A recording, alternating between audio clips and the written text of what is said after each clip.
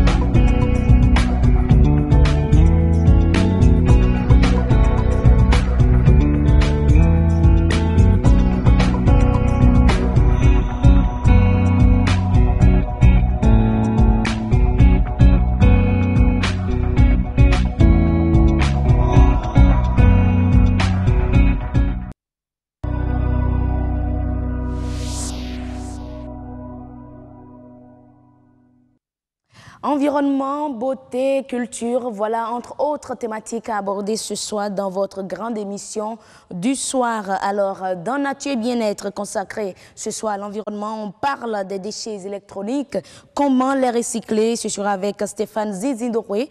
Il est spécialiste des questions environnementales. Avec lui, on va aborder toutes les questions liées au recyclage des déchets électroniques. Entre autres, nous aurons sur ce plateau Zoul Lawani, architecte de tissus africain, des accessoires en paille imprimé, une nouvelle tendance. C'est ce dont on va parler avec lui dans la rubrique Beauté au pluriel. Horizon Culture reçoit ce soir Willy Mignon, artiste musicien. Avec lui, on va parler de la musique béninoise et on ira précisément à la découverte de son concept Kosso. Comment danser Kosso? Vous aurez les détails tout à l'heure dans votre émission. Nous aurons sur ce plateau un expert. L'expert s'appelle Adjaro Gauthier. Et oui, voilà, Adjaro Gauthier. Il est juriste. Il va parler avec nous du domaine de l'aéroport de Glodjikbé, le sort réservé aux expropriés. Voilà, mesdames et messieurs, le menu du grand rendez-vous de ce soir. Tout de suite, on reçoit Nadège Sani. Nadège, bonsoir. Bonsoir, heureuse d'Anondé. Avec toujours ce léger sourire, n'est-ce pas? Toujours le même sourire, heureuse pour vous présenter le menu de cette édition. Oui. Dans ce 1945, nous aurons deux reportages sur le lait Célia qui est interdit de consommation au Bénin. Après le communiqué de la direction des pharmacies, le ministre de la Santé a également tenu un point de presse où il a expliqué les mesures prises par le gouvernement. Le laboratoire central de contrôle de la sécurité sanitaire des aliments ouvre ses portes au grand public pour 3 jours. Vous aurez le compte-rendu de la première journée dans cette édition et devoir de mémoire en fin de journal. Vous suivrez un reportage sur l'historique de la place des Martyrs. Merci Nadège Sani pour le menu de ce 19h45. On se retrouve tout à l'heure pour le développement de tous ces sujets. Mesdames et messieurs, si vous venez de nous rejoindre, vous n'avez encore rien raté. C'est maintenant que les bonnes choses démarrent. On installe tout de suite le plateau de Nature et Bien-être.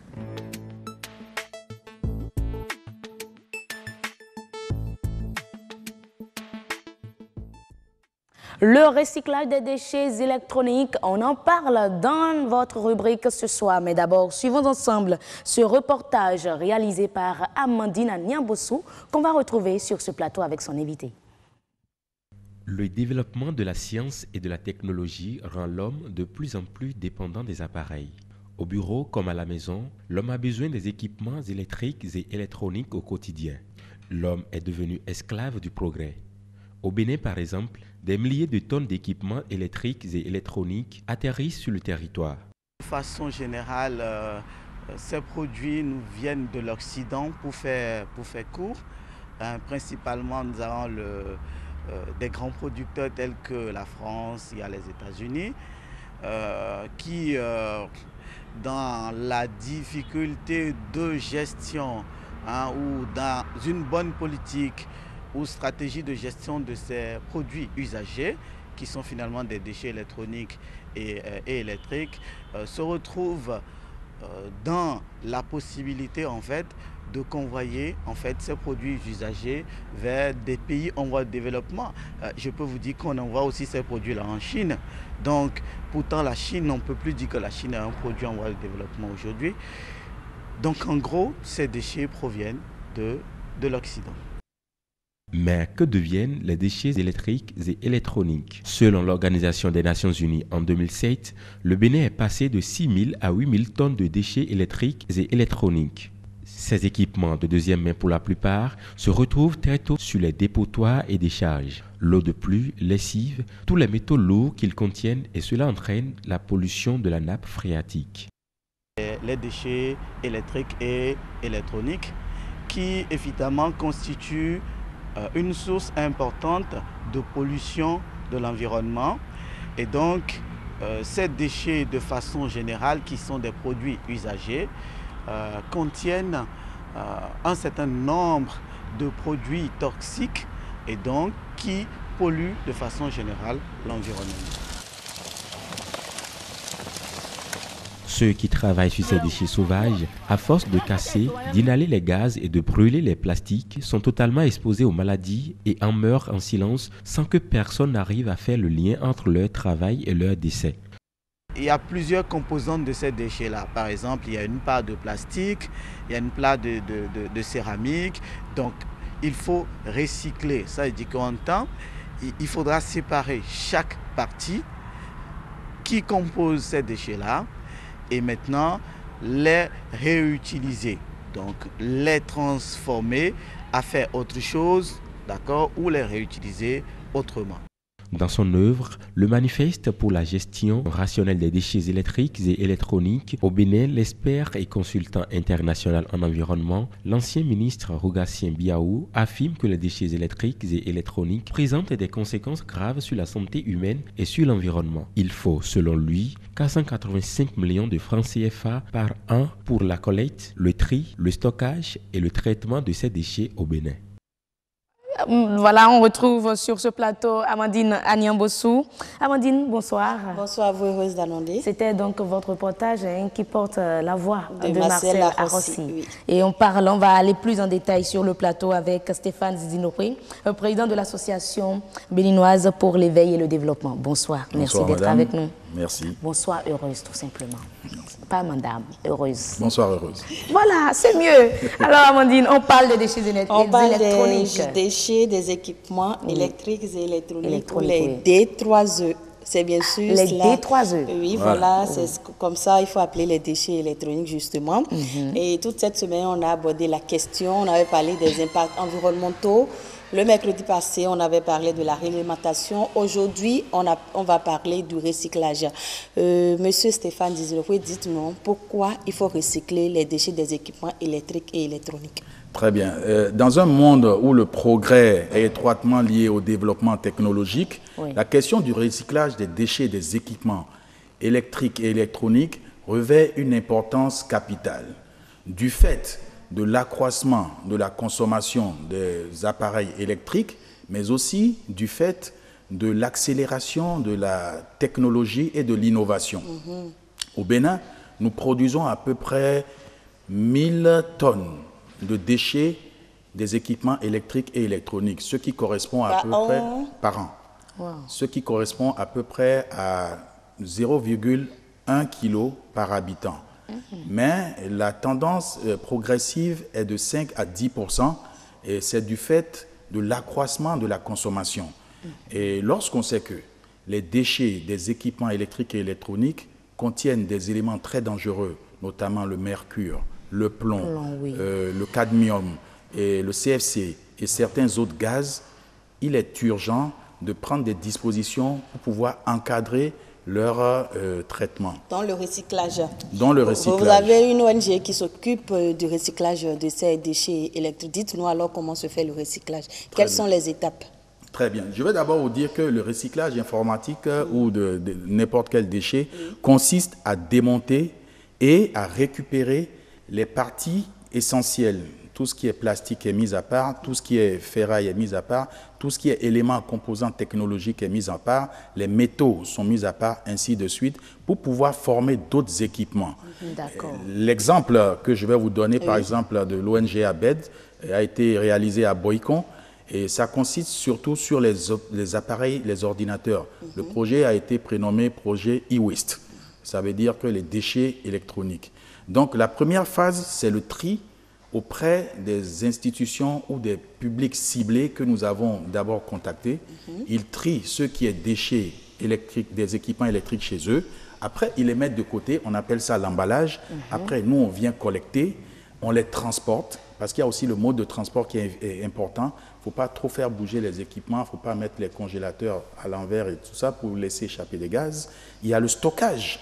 Et après le stockage, il y a le traitement et l'élimination des déchets. Parlons d'abord, avant le stockage et tout, parlons d'abord de la collecte de ces déchets. Donc, vous ne passez pas de tas d'ordures en tas d'ordures pour aller les chercher. Ah non, ça c'est de la collecte sauvage. C'est ce qu'on voit, voilà. Ça c'est de la collecte sauvage. On va y arriver sûrement lorsqu'on va définir les modes de collecte ou les modes de recyclage. D'accord. Oui, donc, nous avons, au bout d'un an, qu'est-ce que nous faisons? Nous avons un magasin de stockage dans lequel tous les appareils sont triés. C'est-à-dire tout ce qui est téléphone portable sont mis de côté, tout ce qui est ordinateur est mis de côté, tout ce qui est imprimante est mis de côté, tout ce qui est appareil électroménager ou les GEM, les gros électroménagers sont mis de côté. Suite à ça, d'abord, l'environnement du magasin de stockage, il doit être très imperméable et non humidifié. Donc, pour pouvoir garder le matériel en bonne condition. Après cela, il est transféré dans l'atelier de revalorisation.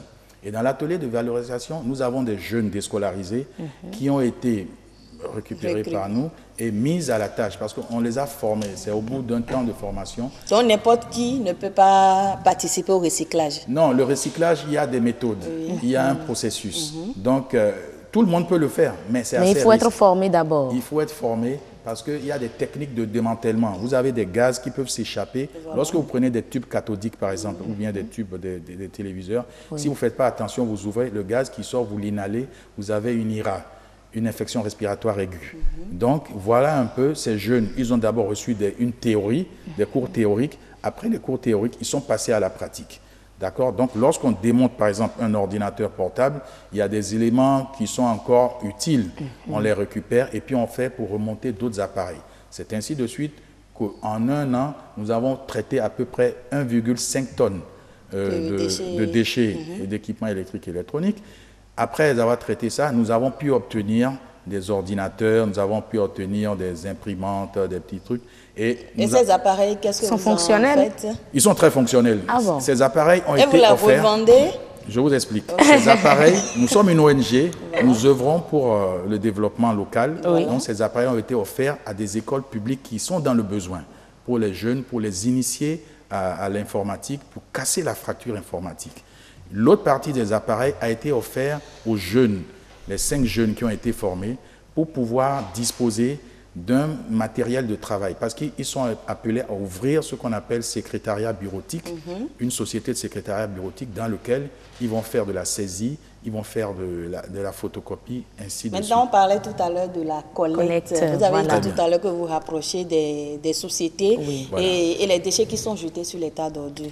Les déchets qui sont jetés sur des tas d'ordures ne sont pas simplement sur des tas d'ordures. Même dans des domiciles, vous avez des gens qui passent avec des brouettes qui disent « gang blé blé, gang blé blé » et ils rachètent chez vous. On est même content de se débarrasser de nos appareils parce qu'au moins, eux, ils ne perçoivent rien du tout, mais ils nous déchargent. Des fois, ils perçoivent, ils vous payent même pour récupérer, parce qu'il y a à l'intérieur de ces appareils de la ferraille, il y a du cuivre, il y a même de l'or dans ces appareils, il y a du coltan, il y a certaines substances qui sont récupérées, il y a du fer, des métaux ferreux, et il y a aussi du plastique.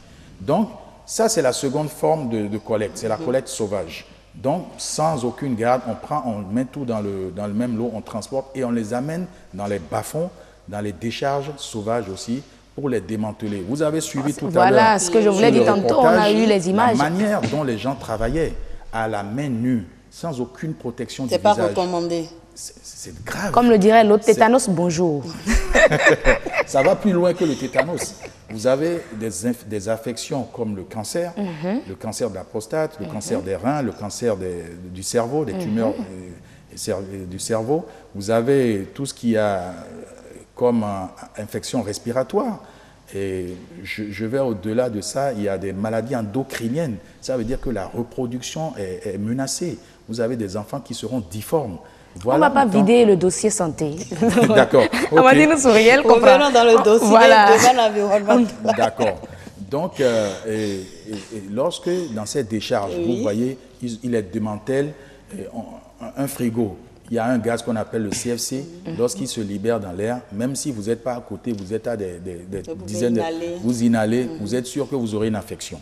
Les métaux lourds qui s'infiltrent dans le sol contaminent l'écosystème, que ce soit la faune, la flore, elle est contaminée. L'eau, puisqu'ils sont souvent à côté, on a besoin de beaucoup d'eau pour traiter ces déchets.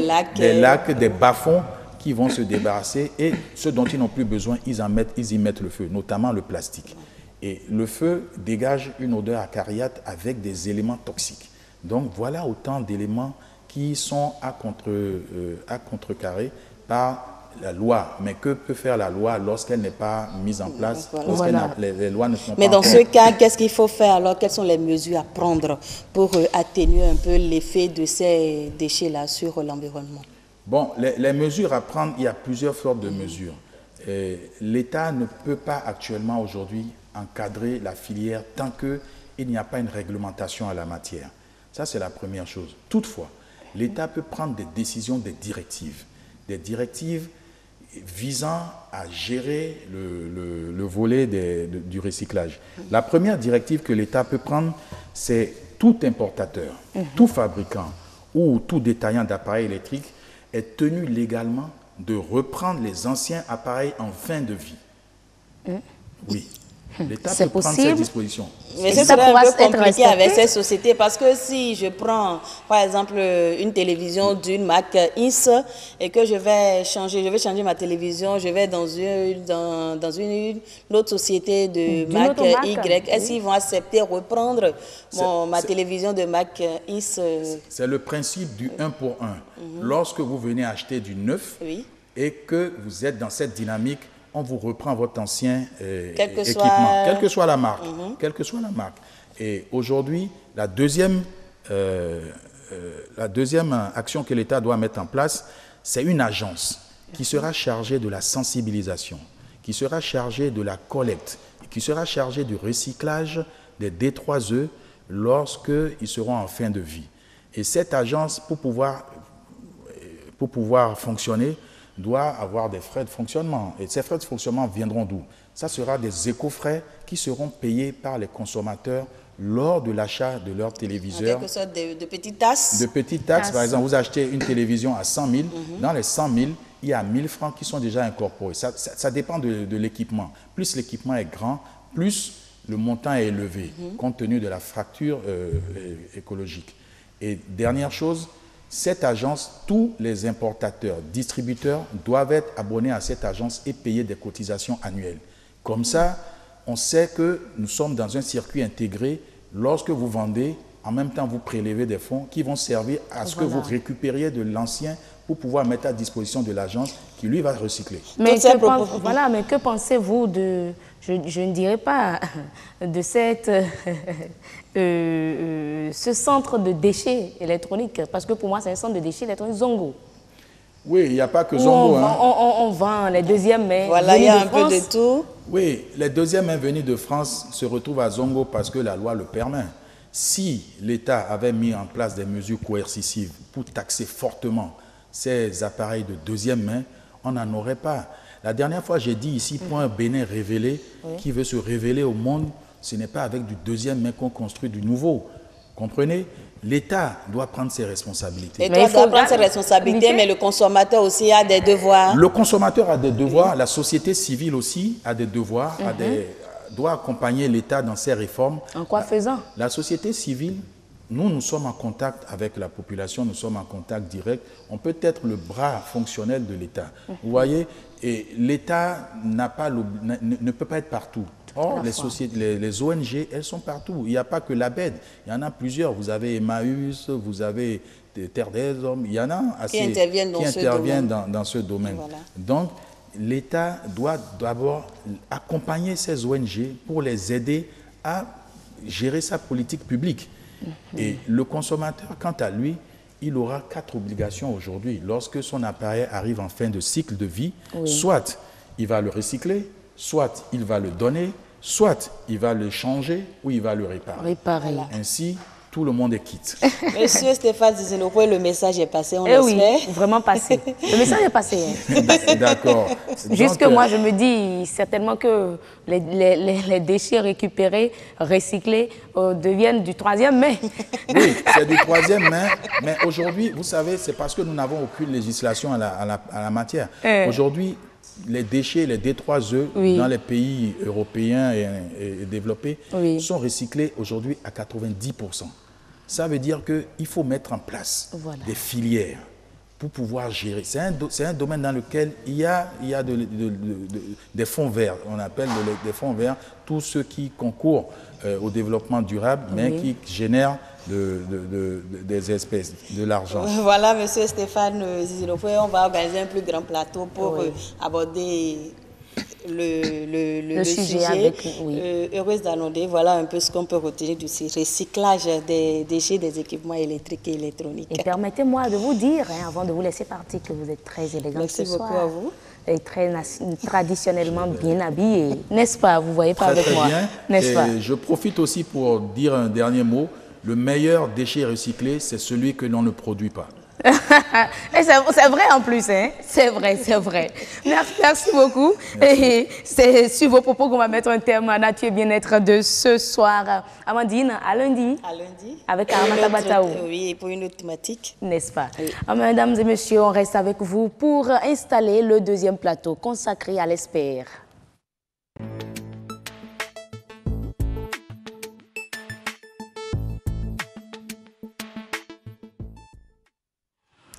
Et voilà, on est avec notre expert Gauthier Adjaro, il est juriste. Avec lui, on va parler du domaine de l'aéroport de Glodjigbe et le sort réservé aux expropriés. Voilà, aux expropriés. Merci d'être avec nous, monsieur Adjaro. Bonsoir. Bonsoir, madame la journaliste, c'est moi qui vous remercie. Vous avez passé une très bonne semaine parce qu'on est en fin de semaine là. Tout s'est bien passé. Oui, c'est très bien, merci. Et la soirée, tout se passe bien également. Tout se passe bien également. N'est-ce pas? Oui. D'accord. Vous avez au passage une très belle cravate. Merci beaucoup. Vous êtes aussi bien habillé. Pas besoin de le dire. Hein? Voilà, on parle, comme je le disais tantôt, du domaine de l'aéroport de Glodjigbe. Quel sort est réservé aux expropriés? Mais déjà, votre avis sur la situation qui prévaut actuellement, ce mécontentement entre les propriétaires terriens et le gouvernement. Merci beaucoup, madame la journaliste, pour l'occasion que vous me donnez. D'entrée de jeu, je voudrais formuler à l'intention des téléspectateurs et téléspectatrices mes voeux les meilleurs. Et oui, c'est vrai, jusqu'au 31 janvier, c'est encore permis. Voilà. La santé, oui. La prospérité et la paix. Relativement à ce réciproque dossier, à vous. Merci beaucoup. Relativement à ce dossier brûlant de l'actualité, compte tenu de ma formation, je voudrais me référer au cadre juridique, notamment la loi qui régit le foncier au Bénin. Oui. Et il s'agit évidemment de la loi 2013-01 du 14 août 2013, qui a été modifiée par la loi 2017-15 du 10 août 2017. La modification a juste porté sur quelques dispositions législatives. Ce que je voudrais également ajouter, il est institué dans la nouvelle disposition, notamment en son article 304, que dans chaque commune, on doit installer, nous sommes d'accord, mais on doit créer une commission de gestion foncière. il faut souligner, à l'appui de cette commission, il faut faire remarquer que ça doit comporter des sessions villageoises. L'intérêt de cette création, c'est pour permettre, nous sommes d'accord, propriétaires terriens. Lorsqu'on parle de sessions villageoises, on indexe directement les riverains biens, les propriétaires terriens qui seront concernés. Donc ça dit qu'il y aura un arbitrage qui doit être opéré en amont pour pouvoir s'accorder sur un prix de dédommagement. C'est de ça qu'il s'agit. Dans le cas d'espèce, je ne sais pas si, je suppose, si on doit se référer stricto sensu à la loi, toutes ces démarches ont été entreprises et bien exécutées. Lorsqu'on franchit cette selon le juriste, toutes ces démarches ont été entreprises et respectées. Sauf erreur ou omission de ma part. Lorsqu'on parle maintenant d'indemnité, il faut viser un dédommagement, il faut dédommager. Mais pourquoi veut-on dédommager quelqu'un? Pourquoi veut-on dédommager? Parce qu'on a causé un préjudice. Nous sommes d'accord? Des frais ou des pertes subies, bien des troubles causés. Et c'est en cela que je dis que lorsqu'on parle d'indemnité dans la loi, notamment en son article 232, on dit les indemnités fixées par la commission, nous sommes d'accord, prévues à l'article 228, sont soumises à l'approbation selon le cas du conseil communal ou du ministre par les soins. Nous sommes d'accord, du ministère dont relève. Lorsqu'on parle, sont soumises à l'approbation du conseil communal. Ici, on vise beaucoup plus la commission que j'avais citée un peu plus tôt, dans laquelle se trouvent les sessions villageoises. Ça veut dire que c'est de commun accord avec les autorités et les propriétaires terriens que les prix doivent être fixés. Mais est-ce que dans ce cas-ci, vu que la construction de l'aéroport est actuellement au centre de mésentente entre l'ANDF et les propriétaires terriens, malheureusement, l'actualité nous démontre le contraire, nous prouve le contraire. Si ce consensus avait été obtenu, donc là, le consensus n'a pas été obtenu. Je pense, bon, ça veut dire que l'actualité ne demande pas, l'idéalité ne démontre pas le contraire pour le moment. Sinon, si consensus y avait eu, il ne devait pas avoir de mécontentement ni de soulèvement. Voilà, parce que je sais que les propriétaires terriens souhaitent que en tout cas, déjà à 500 mètres carrés, que le prix soit fixé à 5 millions pour 500 mètres carrés. Maintenant, pour l'État, 215 francs à 2500 francs le mètre carré, selon la proximité de chaque parcelle à la voie principale. Lorsqu'on parle de la zone de Glodjigbe, je ne vous cache, je ne vous apprends rien. C'est une zone périurbaine. Et je conçois mal qu'en 2018, on peut fixer le prix de mètre carré à 75 francs. Bon, prenons 75 francs fois 400, vous allez voir que ça tourne autour de 37 500. Ce qui sort quand même un peu bon, ça comme, le dirait quelqu'un. Non, je ne voulais pas. On veut m'acheter ma parcelle à 37 000 francs. Non, ça c'est arracher la parcelle, pas acheter. Il faut appeler les choses par les noms. Je ne veux pas dire que les autorités compétentes qui s'y connaissent bien en cette matière n'ont pas tout prévu. Nous sommes d'accord pour proposer un juste dédommagement. Mais ce n'est pas possible d'acheter le mètre carré à 10 000 francs comme le souhaitent les propriétaires terriens? Je suis d'accord. Ça veut dire quoi? Ça veut dire qu'il faut aller à l'arbitrage des prix. C'est tout à fait normal. Ça vaut quand même le coup vu la zone. Voilà, je suis d'accord. Lorsque, par exemple, j'avais acheté ma parcelle pour la valoriser plus tard, mais la terre, je reviens sur un principe, la terre ne connaissant pas de dépréciation, ce que j'ai acheté à 100 francs, ça prend toujours de la valeur. Ça prend toujours de la valeur, c'est là où je voulais en venir. Et pour cause d'expropriation, pour cause d'utilité publique, il faut tenir compte de la valeur vénale. Lorsqu'on parle de la valeur vénale, combien pourrait coûter au jour d'aujourd'hui telle parcelle? Je suis d'accord qu'il faut procéder au cas par cas. Les propriétés nues ne pourraient pas connaître les mêmes prix que les propriétés bâties, c'est tout à fait normal. Mais par conséquent, l'État doit tenir compte, bien les autorités à divers niveaux doivent tenir compte, nous sommes d'accord de tous ces paramètres avant de proposer. Mais si ce n'est pas un juste dédommagement, l'État a souvent tendance à parler de sacrifice. Mais je suppose que le sacrifice ne doit pas à sens unique, ça doit être un sacrifice consensuel, un sacrifice partagé. C'est en cela que j'estime que l'État doit revoir bien les autorités qui sont impliquées dans la gestion de ce dossier, doivent quand même essayer d'aller à nouveau à l'arbitrage pour proposer, nous sommes d'accord, pour mieux intéresser les propriétaires terriens. Parce qu'il a fallu que les propriétaires terriens réclament avant qu'on leur présente le prix fixé. Mais l'État a eu tout le temps qu'il faut pour pouvoir mûrir ce projet. C'est un projet salvateur, je le signale à juste titre. Parce que durant tout ce temps, quand même, l'État a eu le temps de faire ci et d'évaluer, nous sommes d'accord, il n'aura jamais de juge de dédommagement, mais quand même, il doit avoir l'acceptation du prix proposé. C'est ce à quoi je pouvais exhorter les autorités. Mais que faire là maintenant face à cette population remontée, très remontée? Très remontée. Bon, nous sommes dans un état de droit. Je voulais les exhorter d'abord, je voulais les convier. Nous sommes d'accord à se muer en une commission qui le veut, ou bien on peut créer par exemple l'association des propriétaires de Glodjigbe. Et partant de là, cette association, avec les documents à l'appui, peut rester en justice pour permettre maintenant à la justice d'arbitrer dans ce dossier si éventuellement l'État ne se ravise pas à revoir les prix octroyés à chaque propriétaire terrien. C'est ce à quoi je voulais exhorter. À l'endroit des autorités, qu'elles sachent évidemment que lorsqu'on veut vous arracher, parce que là, il faut appeler les choses telles quelles, lorsqu'il s'agit de cas d'espèce, selon vous, selon moi, parce qu'on ne peut pas dire aujourd'hui que... les terres aux propriétaires. Nous sommes même dans les zones marécageuses, on ne peut pas trouver quelque chose à 37 500. Non, quand même. Soyons raisonnables, il faut appeler. Bon. Oui, c'est de ça qu'il s'agit d'abord. Je pense quand même que les autorités doivent se raviser. Mais selon vous, qu'est-ce qui a été évoqué comme raison de la fixation du prix et du mètre carré à 75, de 75 à 22 500 francs? Mais l'État ne nous a pas... Il n'y a pas eu d'explication. Aucune raison n'a été évoquée. Aucune raison n'a été. Juste, on a parlé de sacrifice, simplement. Est-ce que le sacrifice doit aller jusqu'à ce niveau qu'on nous l'explique? Maintenant, selon vous, est-ce qu'il ne faudrait pas également participer au développement de la nation?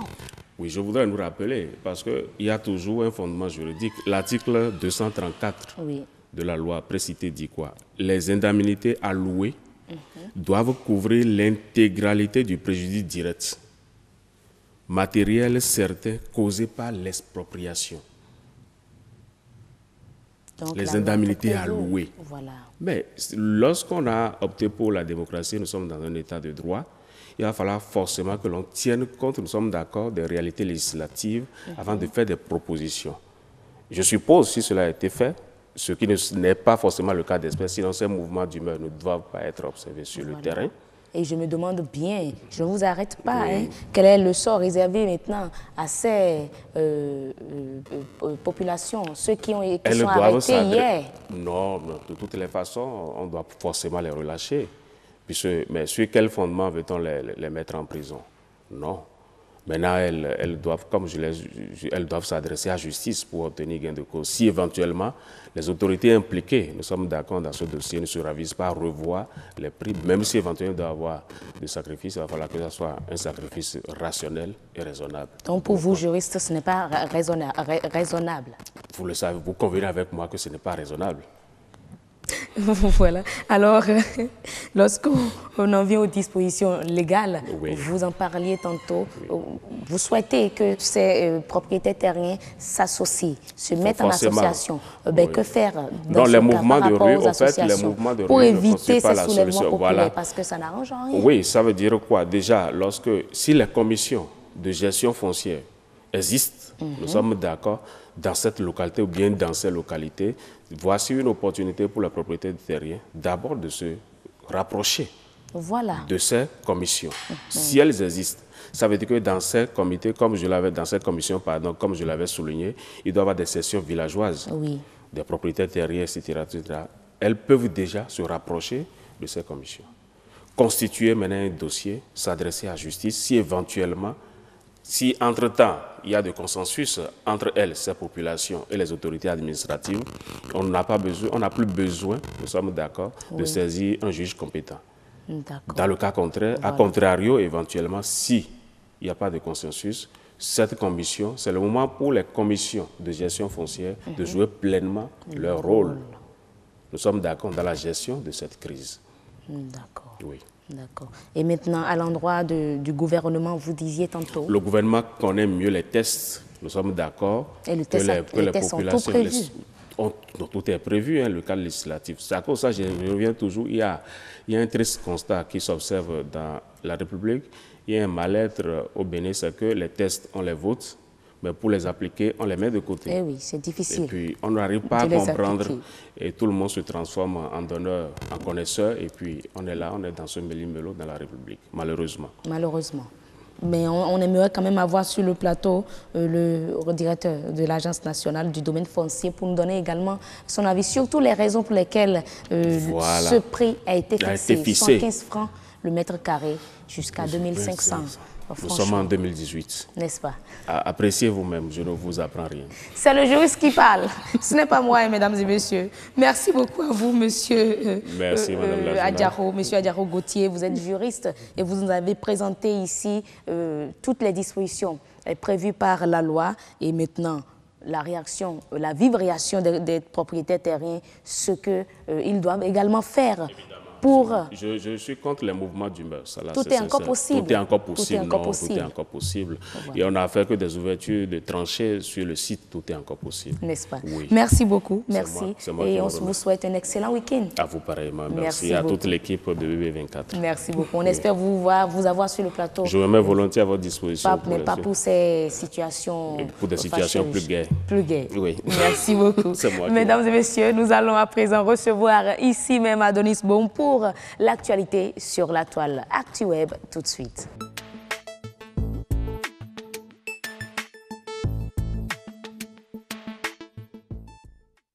Et on retrouve sur le plateau Adonis Boum. Ado, comme j'aime bien ici. Bonsoir Heureuse. Bonsoir Ado. Ça va? Ça va bien chez toi? Je vais très bien aussi. D'accord. Je réserve mon commentaire pour la fin. Commentaire de quoi même? Adonis, on parle des informations obtenues sur la toile ce soir. Oui. Entre autres, on aura 3 informations. Oui. Ce soir. Et déjà, l'ARCEP décide de confier. On en a parlé hier. On en a parlé hier. Voilà. L'ARCEP qui décide de confier la gestion des anciens numéros GLO à Etisalat. Oui. Maintenant, on aura les commentaires. Oui. Eh bien, c'est une décision de l'ARCEP, on le rappelle. Oui. Les abonnés de GLO, oui, avec le numéro 98, 99 et 68, oui, ont 3 mois pour aller au niveau de Etisalat, pour pouvoir changer leur numéro afin de garder leur numéro à partir du mercredi 23 janvier prochain. Donc, nous sommes le 19 aujourd'hui. 19 aujourd'hui, à partir de la semaine prochaine. La semaine prochaine, déjà, ils doivent commencer. Oui. Cette décision n'est pas restée sans réaction des commentaires et des internautes. Romaric Steve Ahoton, qu'en est-il des compatriotes laissés sur le carreau? Seront-ils aussi reversés sur le personnel de Move? Eric André Sewedo Timpon. Ça ne veut rien dire. Le mieux, c'est d'aider nos compatriotes qui travaillent à GLO à trouver un autre job dans d'autres structures en fonction des profils. Voilà. Yaovi Etienne Badessi. Est-ce à dire, à défaut de faire venir notre opérateur mobile, nos dirigeants ont pu rentrer dans le capital de Move? Jean Sabi, l'ARCEP n'a qu'à reverser aussi nos compatriotes employés de GLO à Move, aussi comme elle aura fait un travail complet. C'est-à-dire que la plupart des commentaires sont restés sur le rôle social des travailleurs de GLO. Que vont-ils faire? Igor Solimain. Ah, quand vous avez dit Igor, j'ai systématiquement pensé à Igor Ayosor, mon cadre de ce soir. Il ne sait pas utiliser Internet. Non. Igor Solimain. Je parie que vous aurez chaud en quittant ce plateau-là, tout à l'heure même. L'opérateur de Globacom Bénin a intérêt à trouver un terrain d'entente avec le gouvernement béninois. Sinon, le contraire ne va pas en sa faveur. Voilà. Epiphane Ibotougou, que le gouvernement trouve une entente pour GLO. Epiphane Ibitokun, c'est pas Ibitokun comme vous avez dit. Ibitokun, voilà. M'excuse pour... Ne massacrez pas le nom de la personne. Que le gouvernement trouve une entente pour GLO. Là, c'est pas parler et les employés de GLO, il va les transférer où? MTN ou Move, 2 réseaux seulement au Bénin. Voilà. Habib Oye, Tokoumendon, Edmond. Donc pour vous maintenant, c'est que nous n'avons pas de SIM Move en utilisant la SIM GLO. En fait, pour eux, lui, ils estiment que c'est parce qu'ils n'ont pas de SIM Move que le gouvernement leur demande d'aller prendre une autre SIM pour travailler. Voilà, il faudrait qu'on arrive à avoir sur le plateau l'un des responsables de la CEP pour nous expliquer un peu comment ça va se passer. Un technicien, qu'on puisse voir. Adolphe Zohou et les employés de Globacom, où seront-ils relogés désormais? Tous les commentaires sont allés dans le côté social. Voilà. Pourquoi n'avoir pas donné la possibilité aux abonnés de choisir entre Move et autres opérateurs? Pourquoi n'avoir pas fait de même pour les abonnés de BBCom? Ça, ce sont des questions. Voilà, ça c'est vrai en plus. On finit par Gilles Kounou. J'ai besoin de comprendre selon quels critères l'ARCEP Bénin a décidé de la reprise des abonnés de GLO Bénin par Etisalat Bénin. Cela ne fausse-t-il pas le jeu de la concurrence? Que répondra la CEP à MTL Bénin si celui-ci venait à se plaindre que cette institution penche aux côtés d'un acteur commercial au profit d'un autre? La CEP n'est-elle pas là pour promouvoir le jeu de la concurrence et de la libre adhésion? Pourquoi imposer de façon déguisée un opérateur aux anciens abonnés de Groupe Bénin? La portabilité des numéros n'aurait-elle pas permis d'éviter l'imbroglio qui s'annonce? Et c'est vrai.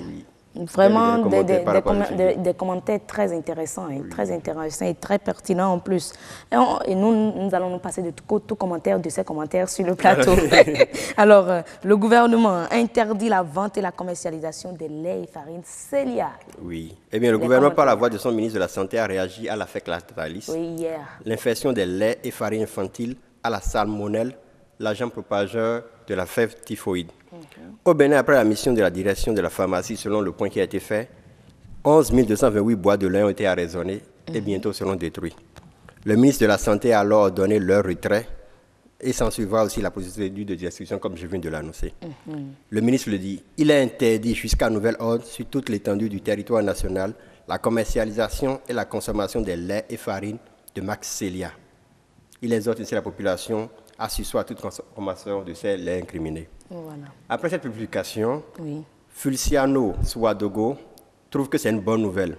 Sawadogo ou Sawadogo? Sawadogo.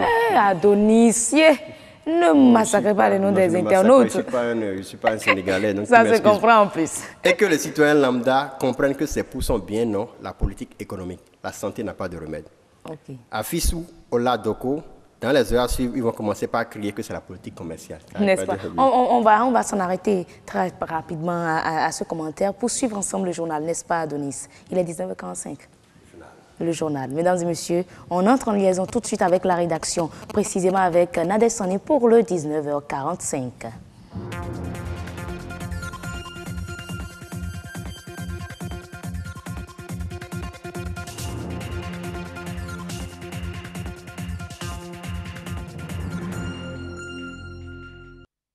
Bienvenue dans le 19h45 sur BB24. Voici les grandes lignes de ce journal.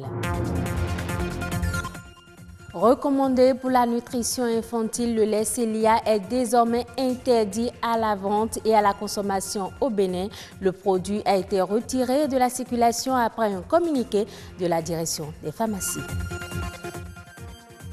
Le laboratoire central de contrôle de la sécurité sanitaire des aliments ouvre ses portes au grand public pour 3 jours. À suivre le compte rendu dans un instant. Place des Martyrs, encore appelée place du souvenir au Bénin. Comment en est-on arrivé à ces différentes appellations? Marcel Arossi nous replonge dans un instant dans l'histoire de cette place chargée de souvenirs. Reconnu et très recommandé pour la nutrition infantile, le lait Célia est désormais interdit à la consommation. Suite à un communiqué de la direction des pharmacies, le produit a été retiré de la circulation. Jules Akweikou, heureuse d'annoncer, Sylvania Tchanou nous en parle. Je suis venue comme d'habitude pour prendre du lait Célia à mon bébé. Et c'est arrivé là maintenant qu'on me dit que les laits Célia ont été retirés. La nouvelle de la contamination d'un lait en poudre pour bébé circule dans les médias depuis le 10 janvier dernier. 88 pays, dont le Bénin, sont concernés par l'information. À vrai dire, j'ai eu l'info, j'ai appris la nouvelle. C'était une chaîne française, sur TF1 précisément, et c'était en France. Donc je ne savais pas qu'il y avait une situation du genre ici aussi au Bénin. Le produit mis en cause est le lait Célia. Un lait très recommandé pour la nutrition. Célia est une gamme de lait infantile qui est distribuée en pharmacie depuis de très longues années. Nous avons plusieurs formes. Il y a déjà la forme premier âge, la forme deuxième âge, vous avez la forme troisième âge. Et nous avons les céréales qui vont des diastasés aux fruités. Selon un communiqué de la direction des pharmacies en date du 26 décembre 2017, la vente de ce produit est suspendue.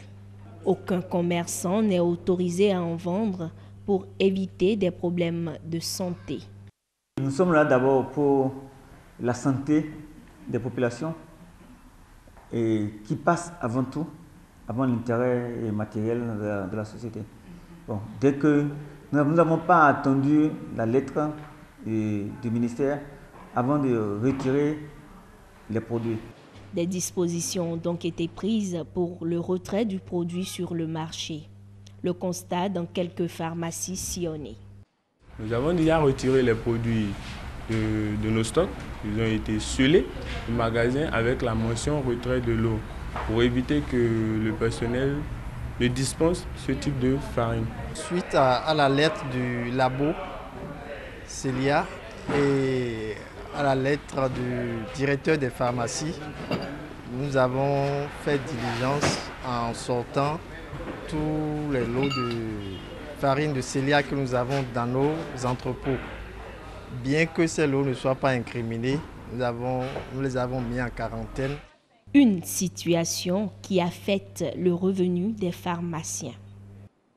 Bon, déjà, nous avons retourné auprès de ces sociétés grossistes beaucoup de lait infantile et de céréales qu'on peut évaluer à un nombre total en boîtes pour les céréales infantiles à 9 boîtes et pour les laits infantiles à 22 boîtes, ce qui revient à un montant au prix d'achat de 86 040 francs CFA. Nous avons sorti 2 sortes.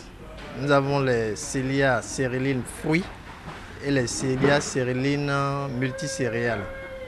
C'est environ 1000, la quantité c'est environ 1000 boîtes de chacun. Donc ça fait comme incidence financière 1 900 000, pratiquement 2 millions CFA au prix de revient. Ce sont des produits qui ont déjà été soldés en fait par la pharmacie. Donc là, nous allons procéder à une réclamation vis-à-vis du fournisseur qui, lui, va maintenant devoir procéder à une réclamation vis-à-vis du fabricant, c'est-à-dire le groupe Lactalis. Donc on va devoir attendre un bon moment que le groupe Lactalis paye d'abord le fournisseur qui doit ensuite nous rétrocéder les sous. Il est déjà arrivé que les produits aient été retirés et qu'on n'ait pas été du tout remboursé.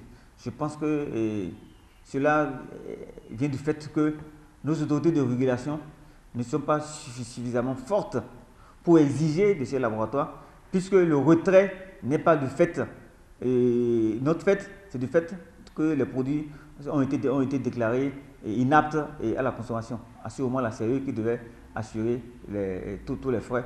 Malheureusement, ce n'est pas souvent le cas, hein, parce qu'à la limite, on retire les produits et les autorités nous abandonnent à nous-mêmes pour voir ce que nous pouvons faire.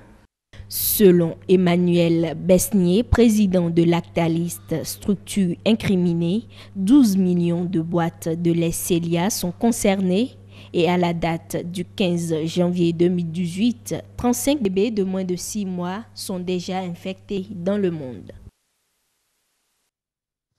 11 228, c'est le nombre de boîtes de lait et de farine infantile contaminées par un microbe pathogène appelé la salmonelle et retirées de tous les rayons de vente au Bénin.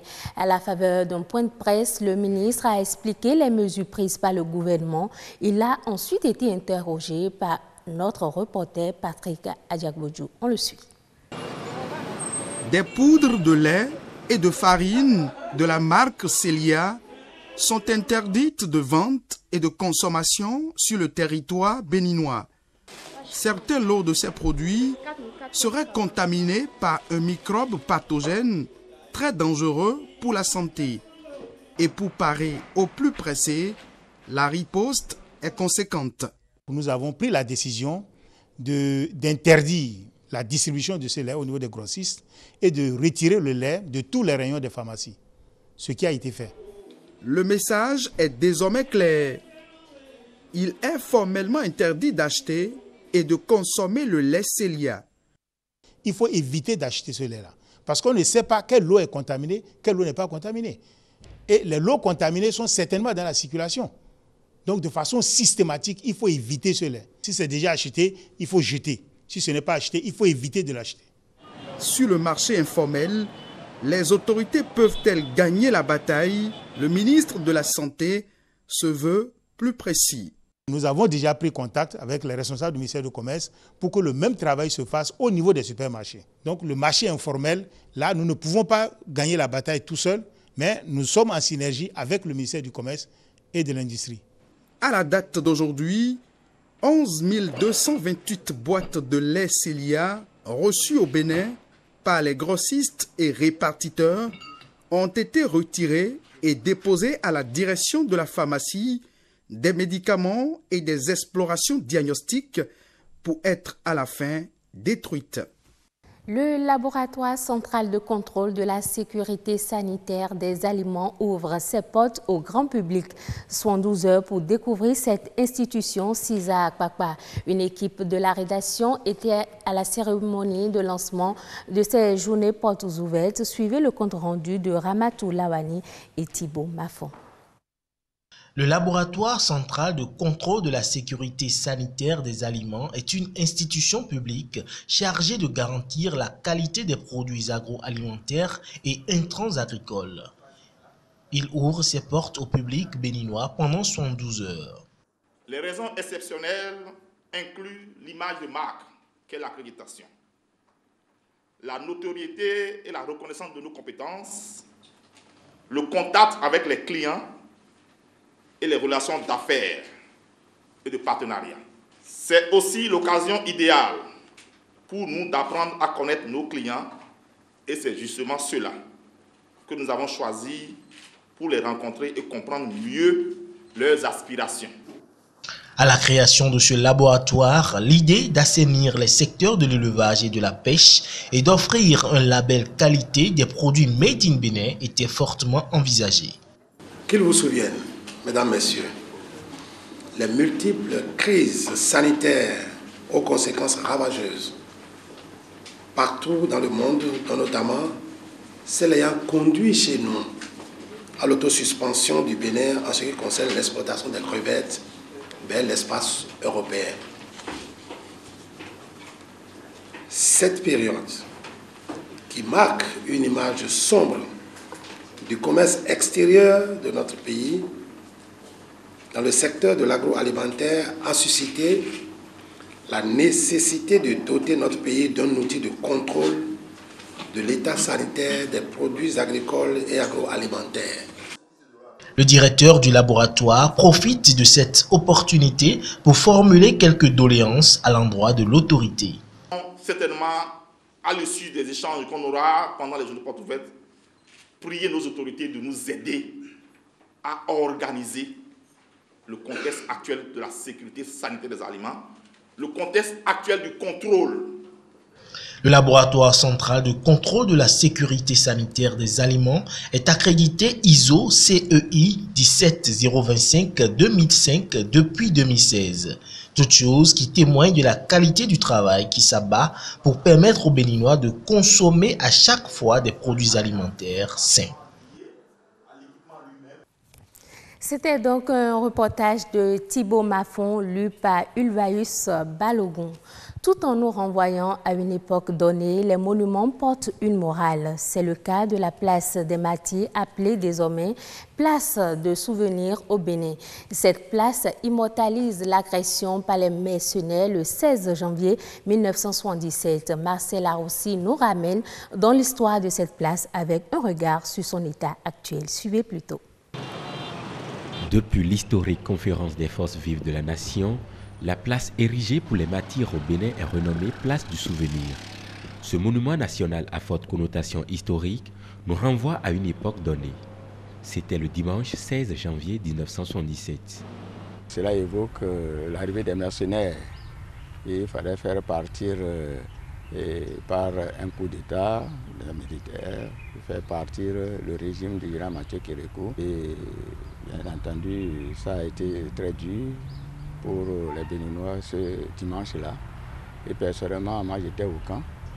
Et troisième promotion des étudiants en mission d'enseignement.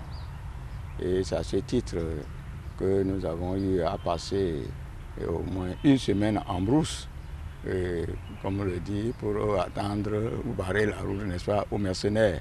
Ça a été une manière aussi de tester le degré de patriotisme du peuple béninois. parce que dès que l'alerte est donnée, il y a eu une sorte de mobilisation générale. On a vu des gens sortir avec des coucoupes, des haches, pour aller devant des gens qui sont vraiment armés, comme on le dit souvent, armés jusqu'aux dents. Et malheureusement, paix à leur âme, il y a certains citoyens qui ont perdu leur vie. Il faudrait quand même respecter leur mémoire. S'emparer rapidement de la présidence de la République était l'objectif de cette agression. Mais le pays a résisté. Cette figure représente le rassemblement de tous les Béninois dans la défense de la nation en partant au combat. Aujourd'hui, lorsqu'on fait un tour pour la visite de ce monument, on le découvre dans un état décevant et l'histoire risque de disparaître. Voilà les lacunes qui ne nous permettent pas de nous connaître nous-mêmes, de connaître nos réalités. Et c'est comme ça que nous enjambons les événements, l'histoire, etc. Et nous n'avons pas d'identité. C'est un peu ça ce que je veux dire. Nous manquons d'identité parce qu'on dit souvent, enfant, hein, vieillement 7 ans, et donc il y a fort d'âme, ouais. Hein? L'enfant qui ne connaît pas son histoire, il ne fait que de faux pas. Quand vous faites disparaître votre passé, vous créez des problèmes aux générations qui viennent parce que vous n'aurez aucun élément pour justement éviter des erreurs du passé. Voilà pourquoi c'est extrêmement dangereux d'effacer le passé. C'est pour cela que cette place, on devait pouvoir vraiment l'aménager, qu'on vienne là, qu'on lise les grandes lignes de l'histoire politique de notre pays, qu'on montre comment on en est arrivé là, qu'il y ait des documents, des écrits. La place du souvenir est l'une des plus grandes représentations de l'histoire sociopolitique du Bénin. Et l'érection de ces représentations exige beaucoup d'investissements, tant intellectuels que financiers. En vertu de cela, il est impérieux de les entretenir et de les prémunir de l'usure du temps. Dernière information avant la fin de ce journal, le gouvernement burkinabé a décidé cette année de constituer des stocks céréaliers, 95 000 tonnes au total. Coût de cette action, 25 milliards de francs CFA. L'opération sera menée par la Société nationale de gestion du stock de sécurité alimentaire. Son objectif, pallier le déficit alimentaire induit par des séquences de sécheresse durant la campagne agro-pastorale 2017-2018 ainsi que l'invasion de chenilles légionnaires. Ce sera tout pour cette édition. Merci de votre fidélité. À bientôt. Merci à vous, Nadège Sani. Nadège, qu'est-ce qu'on prévoit pour ce week-end?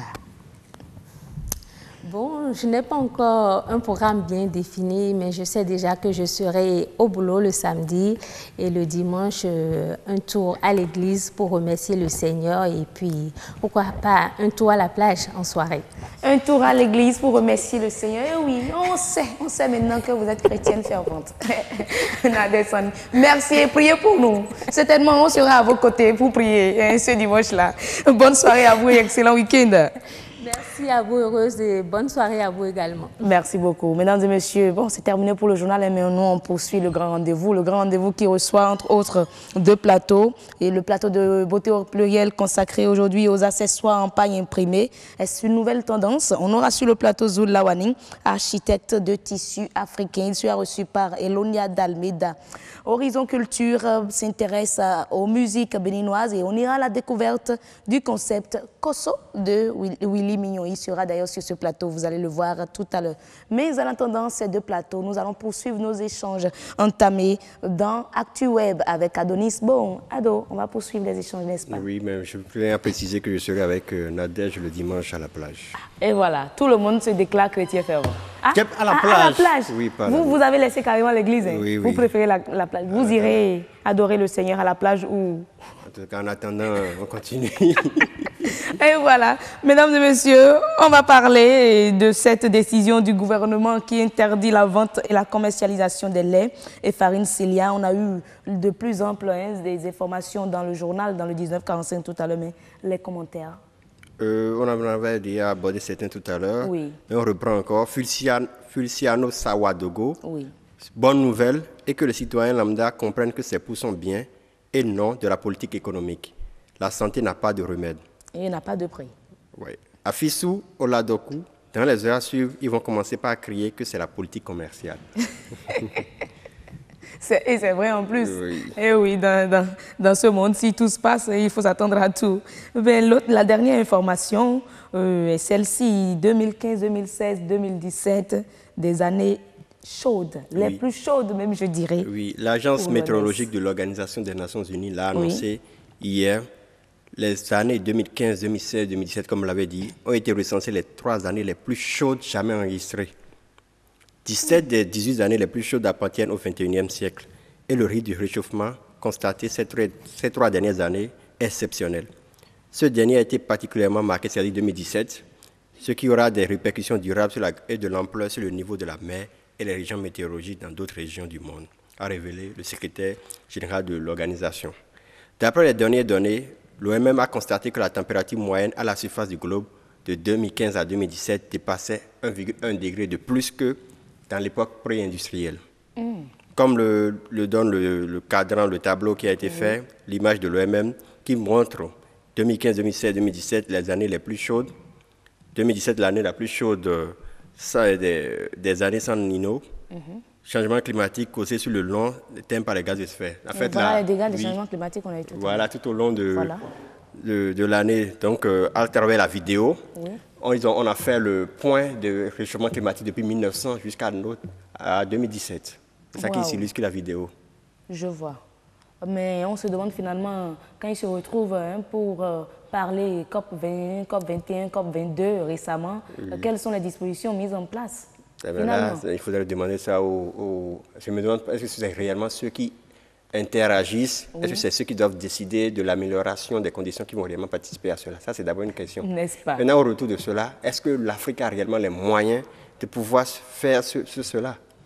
Parce que si on a les points et mains liés, on ne peut pas dire qu'on veut lutter contre ça. Mais tout commence d'abord par nos petites industries, à savoir déjà l'amélioration d'abord des conditions de travail, la disposition. Avant, il y en avait devant l'allée de l'aéroport des poubelles, pour pouvoir permettre à ce qu'on mette des ordures, mais il n'y en a plus. Il y a toutes ces conditions-là qu'il faut d'abord faire à notre niveau avant de penser maintenant plus grand. N'est-ce pas? Eh oui, Adonis, bon, devenu spécialiste des questions environnementales. Ah non. Adonis, merci pour ces informations que vous nous avez apportées. Je ne terminerai pas. On se dit excellent week-end, Adonis. Non, mais je ne terminerai pas sans commenter votre habillement. Sans commentaire, c'est vrai que vous venez sur le plateau avec les commentaires des internautes, mais là... Non, c'est un internaute qui a posé la question pour savoir où est-ce que vous avez trouvé les 14 boutons qu'il y a sur votre veste. Vous donc... Ah, là, depuis là, vous comptez les boutons, quoi. 14 boutons. Je fais la promotion des fabricants de boutons, tout simplement. Il n'y a plus les boutons sur le marché, mais il faudrait que nous les en laissions un peu. Adonis, à tout à l'heure. On va se retrouver après l'émission pour se régler les comptes. Mesdames et messieurs, on va tout de suite installer le plateau de beauté au pluriel. Et oui, l'invité est là déjà au studio. Il suffit juste qu'on suive l'élément témoin pour le recevoir. Mais d'abord, suivez le jingle.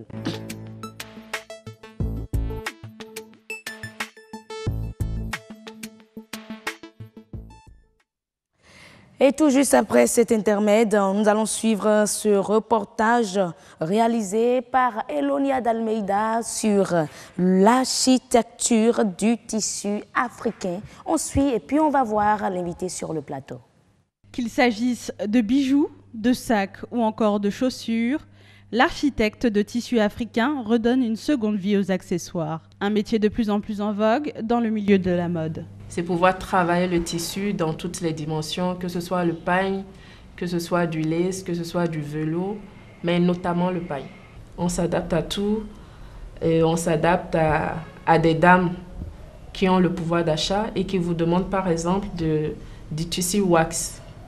Et les prix sont différents. Si le type de tissu est important dans le choix du revêtement des accessoires, une attention particulière est aussi apportée à la technique de pose. Ce tissu, c'est un tissu que j'aime beaucoup, de par ses couleurs et de par ses motifs. Aujourd'hui, le motif, on peut le mettre debout, ça donne autre chose. Comme on peut le mettre couché, c'est un autre résultat. C'est ça que j'appelle motif. C'est être éveillé. Dans ce métier, il faut être constamment éveillé, avoir à l'esprit le bon côté, assortir les couleurs, tenir le motif debout, analyser le tissu et savoir quel est le motif dominant. Mais comme dans tout métier, les professionnels du secteur font face à certaines difficultés. On a des difficultés avec le matériel à trouver sur place, notamment la colle. Parce qu'on travaille beaucoup avec la colle. Et la colle qu'on utilise aujourd'hui, c'est celle qu'utilisent les matelassiers sur la place. C'est une colle très forte, ce qui fait que pour travailler, on utilise les masques. C'est impératif pour se protéger un peu. Ensuite, pour décliner les bijoux, les boucles d'oreilles, on a des soucis avec les pinces. C'est des pinces comme ça, c'est des pinces à bijoux qu'on trouve sur le marché, mais la qualité n'est pas évidente. On fait avec ce qu'on a. Et pouvoir trouver aussi les supports. Les supports, c'est des boucles d'oreilles à habiller. Avoir le tissu à bon prix, qu'il soit de bonne qualité, pour qu'au bout de quelques jours, ça ne parte pas en lambeaux. Qu'à cela ne tienne, la tendance de l'accessoire revêtu de tissu fait son petit bonhomme de chemin, et ce, des rues des différentes capitales africaines jusqu'au podium des grands défilés de mode. De très belles images en plus, on en aura encore sur ce plateau, mesdames et messieurs. Recevez avec moi Zoul Lawani, architecte de tissu africain. Monsieur Zoul, bonsoir. Bonsoir. Merci d'être des nôtres ce soir. Le plaisir est partagé. Hello. Oui, bonsoir, heureuse. L'africaine. Oui, c'est moi, en chair et en os sur le plateau de beauté. Mais l'accent ne... Oui, bon, ne reflète pas mon africanité. Ça va venir, n'est-ce pas? On espère. Alors, on parle des accessoires en paille imprimée. On a déjà quelques accessoires ici. On voit déjà cette chaussure-là, rapidement. Ça ressemble tellement au pied de Elonia. Elonia Eh oui. Oui, mesdames et messieurs, venez, vous allez la voir dedans. Effectivement. N'est-ce pas? Donc, on parle effectivement de cette tendance qu'on remarque beaucoup ces derniers temps. Initialement, si je puis me permettre, c'est beaucoup les touristes qui avaient l'habitude d'acheter en venant d'Afrique des accessoires comme des trousses en tissu imprimé. Mais on a vu depuis quelques années que beaucoup d'accessoires ont vu le jour en tissu imprimé. Depuis quand la tendance séduit vraiment au Bénin? Pour parler de la mode, et surtout au Bénin, il y a un petit problème en matière de date. Nous prenons toujours le train en marche. C'est ça. Donc, dater cette tendance, ce serait un peu biaisé sur la mode. Parce que jusqu'à aujourd'hui, ça ne prend pas encore. D'accord. On aurait aimé que ça prenne plus, mais bon, on est là, on gère avec ceux qui viennent de l'étranger. D'accord. Mais finalement, les Béninoises, est-ce qu'elles ont l'habitude de porter des accessoires? Je sais qu'il y a des bijoux comme ce que vous avez amené qui se font. Oui, je vais remettre à Elonia. Est-ce que finalement, je vais voir. Est-ce que finalement les Béninoises ont pris le pli? Je sais que au Nigeria, par exemple, ça se fait beaucoup pour les grandes cérémonies. Elles portent des bijoux en tissu imprimé. Est-ce qu'ici, ça a pris? Bon, je peux dire que ça commence à prendre. Parce que les pays francophones ont un retard sur les pays anglophones en matière de mode. Mais aujourd'hui, ça prend. Ça prend parce que la télé et tout nous aide à sortir un peu plus de nos cachettes. D'accord. Et finalement, vous, comment vous avez appris ce métier-là d'architecte de tissu africain? Je dois remercier Dieu. Parce que je suis autodidacte. Je suis rentré dedans parce que j'aime d'abord ce qui est beau. Et je me dis que je suis venu au monde pour donner vie aux rêves des gens. Donner vie aux rêves des gens, ça fait que je dois créer. Et vous arrivez à vivre de ça? Je m'y plais. Quand tu vis de ta passion, tu n'as pas de problème.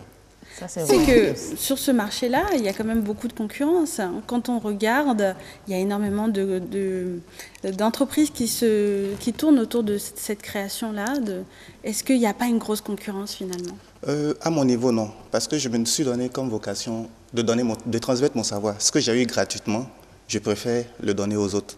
Donc je m'investis plus dans la formation que dans la concurrence au niveau des autres ou des collègues comme moi. Mais moi, j'aimerais quand même qu'on parle un peu de la technique. Est-ce que c'est compliqué? Est-ce qu'on peut réaliser ces trucs-là chez soi avec, comme on a eu dans l'élément, la colle à disposition et puis on fait chez soi en fonction de la chaussure, du tissu? C'est possible? Pour quelqu'un comme moi, si je dois parler, je dirais que c'est très facile. Dès que tu as la volonté de le faire, Arrivé à la maison, tu prends une chaussure à toi. Oui. Tu prends un coupon de tissu. Tu te dis, je veux l'habiller. Oui. Tu t'y mets avec une paire de ciseaux. Tu fais les découpes comme tu veux. Tu poses. Tu peux déjà utiliser la colle d'école. D'accord. La colle blanche. Comme en art plastique, quoi. Et tu poses, tu places. C'est que dès que tu vas finir, pose ton œuvre et observe. C'est sûr que tu vas avoir des ratés. Oui. Demain, tu reviens dessus, tu corriges. C'est sûr qu'au troisième essai, avec le temps, tu seras rodé. Voilà. Mais finalement, c'est un peu une manière de recycler, de redonner une seconde vie, comme on c'est ce qui a amené la tendance au fait. À un moment donné, on s'est dit... Trop de consommation. Trop de consommation. Et trop de pollution. Donc, autant garder plus longtemps ce qui a été créé. D'accord. Là, on a commencé par ajouter... L'extérieur veut... L'Afrique regorge de beauté. Nos pains sont les pains les plus beaux, malgré que ce soit imprimé là-bas. Voilà. Parce que raison pour laquelle pour certains, ce n'est pas ça, ce n'est plus nos pains, quoi. Voilà. Mais est-ce qu'on ne pourrait pas utiliser justement les productions locales, le Canva? Moi, je le fais. Oui. Et j'adore plus travailler avec le Canva. C'est autant souple pour être modelé, la sorte? Il y a plusieurs gammes de Canva. Oui. En fonction du fil, en de la fonction taille du fil et tout. Ceux qui ont moins de nylon passent plus vite que ceux qui ont plus de nylon. Et dans la fabrication ou dans l'achat, si vous voulez confectionner ce genre de truc, prenez ce qui est moins épais. D'accord. Là, ça te permet de faire les contours, voilà, de manier. Voilà. D'accord. Mais est-ce que c'est pas mieux de faire ça avec les chaussures déjà, bon, je dirais gâtées, utilisées? Non, moi je suis contre ça. Mais à force de faire ça, est-ce que la chaussure est récupérable après? Voilà, le problème chez moi, c'est quand je donne la formation, je préfère, je pars du fait que je peux avoir la chaussure. Quand je prends cette chaussure par exemple et que je veux l'habiller, je la démonte complètement. Ah oui, carrément. Quand c'est cousu, je défais fil par fil, je mets la chaussure pièce par pièce. D'accord, donc c'est pas pour des novices non plus. Hein, quand même. Non, c'est pour ça que je demandais à Ereus qu'arriver à la maison de commencer tout doucement. Ce qui fait que si la chaussure est déjà vraiment usagée, quand tu vas la démonter, c'est comme un cadavre. Celui qui est mourant, si tu le dépièces, tu le remontes, il ne pourra pas être vivant. Mais est-ce qu'on peut, avec la même chaussure, changer de tissu? Moi, je n'aime pas ça. Quand tu veux être professionnel, autant aller directement. C'est comme a été dit dans l'élément tout à l'heure, on a un problème de matériel. Si on avait des cols interchangeables, ça pourrait aller. Et pour ma technique de travail aussi, d'autant plus que je dépièce. Si on n'utilise pas la colle forte pour pouvoir garder, ça veut dire que dès que la personne serait en train de marcher, on peut retrouver... les lambeaux de tissu, finalement. Ou la chaussure va se retrouver voilà, dépiècée. Le talon est de l'autre côté. Voilà. Donc, autant utiliser une colle forte pour remettre encore la chaussure à son état sorti d'usine. Vous, les tissus, vous les trouvez où? Est-ce que vous les achetez de votre poche ou comment vous chinez ça dépend de la clientèle. Et la plupart du temps, on utilise aussi... Quand c'est une réalisation de grande nature, tu es obligé d'utiliser un morceau de tissu assez grand, donc tu es obligé d'acheter. Et le client aussi peut t'amener, si c'est une pièce ou si c'est une demi-pièce, les 6 mètres, le client aura utilisé peut-être 4 mètres pour sa robe et tout, donc on t'envoie peut-être les 2 mètres et c'est les 2 mètres, toi tu gères. Maintenant, il y a d'autres réalisations qui nous permettent d'utiliser des coupons. Donc, tu peux déjà finir avec un 2 mètres, il va rester... Des coupons que tu peux utiliser peut-être sur... Vous faites la tournée des tailleurs pour leur prendre des tissus, des choses comme ça? Ça se fait? C'est possible, ça se fait. Moi, mon avantage, c'est que je suis fils de couturière. Voilà. J'ai une sœur qui continue toujours de faire la couture. Donc finalement, c'est facile pour vous. C'est dans la famille. Voilà. Mais vous parliez de la formation tout à l'heure. Est-ce qu'il y a beaucoup de formations au Bénin comme ça ou, comment ça s'articule finalement? C'est une formation courte, longue? Je suis du genre à ne pas aimer les formations à longue durée. Et le domaine de l'art, c'est un domaine qui évolue très vite. Très dynamique. Très dynamique. Tu gardes quelqu'un un mois, sois sûr que dès que la personne va finir, la tendance risque de changer avant qu'il ne finisse sa formation. Ah oui, carrément. Aussi vite que ça. Aussi vite. Ouais. On est en retard au Bénin 7, mais quand tu es sur les réseaux sociaux, tu comprends que ça évolue plus vite. Donc je préfère avoir des gens que je peux vite libérer. Plus vite ils sont sur le marché, plus ils vont s'adapter à ce qui se passe et gagner rapidement leur vie. Donc ma formation, c'est 2 mois, 1 mois de perfectionnement. Donc en 3 mois, normalement, tu as fini. Et quand tu viens, c'est comme je dis, tu viens aujourd'hui à 8 h, je te donne tout ce que je sais. Donc déjà à 19 h, je peux supposer que tu as tout ce que j'ai. Ça vous fait de la concurrence, non? Pas du tout. Du tout pas. Pas du tout. Mais je sais quand même que ça a évolué. Hein. Ce n'est plus les chaussures, les sacs qu'on a maintenant. On voit même des tableaux avec des pailles tissées. Je me demande comment ça se fait. C'est tellement beau, c'est tellement joli à voir. C'est la créativité. La créativité. Et je l'ai dit tout à l'heure, je donne vie aux rêves des gens. Heureuse, invite-moi chez toi. Oui. Montre-moi ton salon. Laisse-moi te changer ton salon, tu verras ce que ça va donner.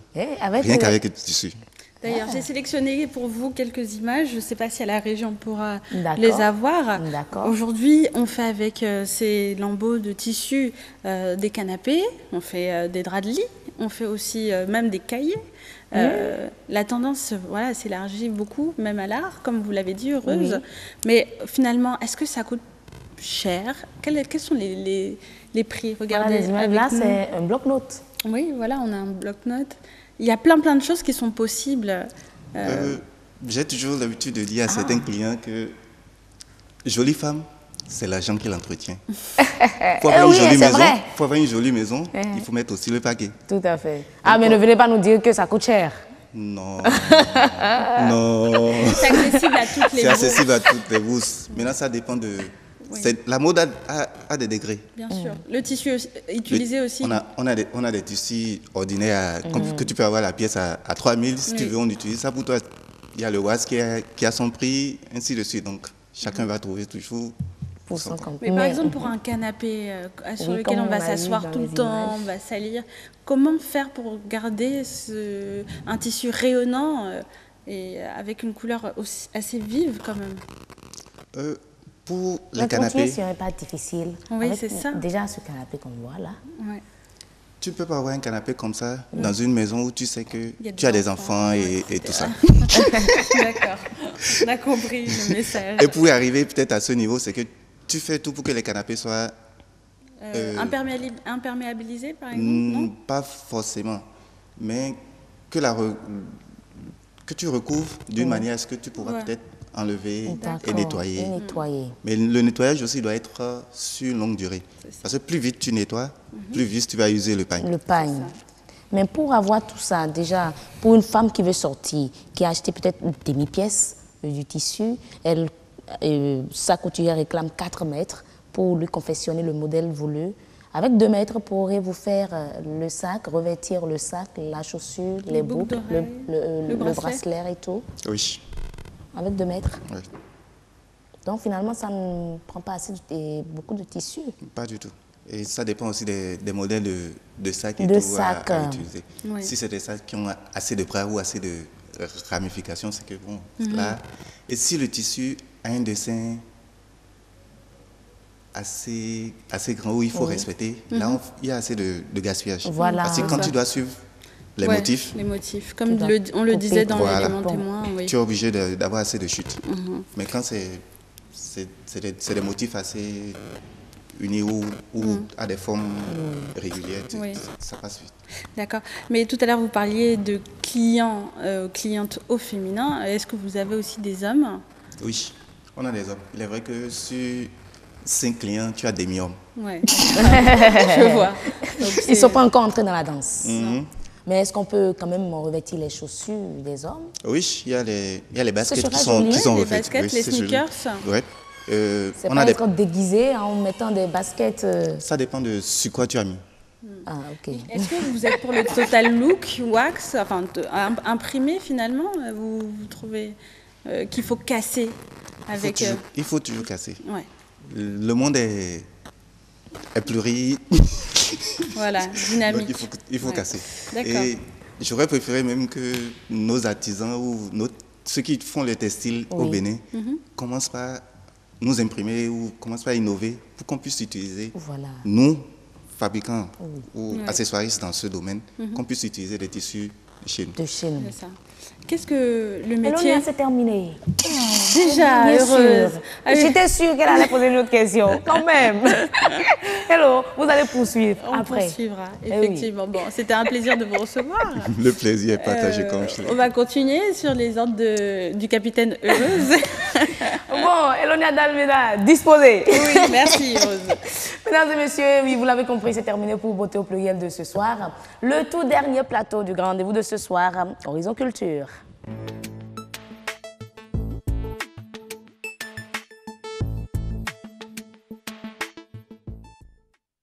Horizon Culture, on parle du concept Kosso. Comment ça se danse? Le Kosso, on aura je dirais l'initiateur du Kosso, Willy Mignon, sur le plateau tout à l'heure. Mais d'abord, suivons ensemble ce reportage réalisé par Patrick Jossou. Un appel lancé aux jeunes créateurs musicaux béninois. Appel lancé par Willy Mignon à l'occasion du Bye Bye 2017 Welcome 2018 organisé par Julius Adjaho. Et le concepteur du Nujiu, miracle en langue B, expose son actualité musicale. L'actualité de Willy Mignon, c'est évidemment le Kosso. Ils étaient à Abidjan tout récemment. J'ai fait un travail sur la musique d'origine béninoise, pouvant représenter le Bénin partout et avec des ingénieurs de son béninois comme étrangers. On a fait un travail, on a sorti le Kosso Made in Benin. Le Kosso, une identité nationale. Le Kosso, c'est la danse du bon. C'est la danse que les revenants, les AD dansent. On n'est pas parti chercher quelque chose ailleurs, on a juste récupéré quelque chose de notre culture, de notre musique, de notre tradition, que nous avons travaillé maintenant pour en faire quelque chose d'urbain. Le Kosso, une pluralité internationale. Quelque chose de moderne que tout le monde peut pratiquer dans le monde entier. Le Kosso décalé, le hip-hop Kosso, le Kosso à la forme traditionnelle. Né donc du traditionnel, ce rythme musical modernisé permet les brassages entre artistes, tels ce featuring Willy Mignon, Julius Adjaho.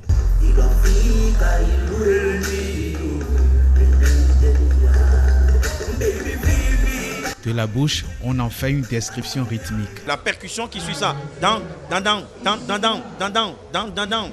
avec le gangan, talking drum, tambour parlant, on en fait une démonstration rythmique.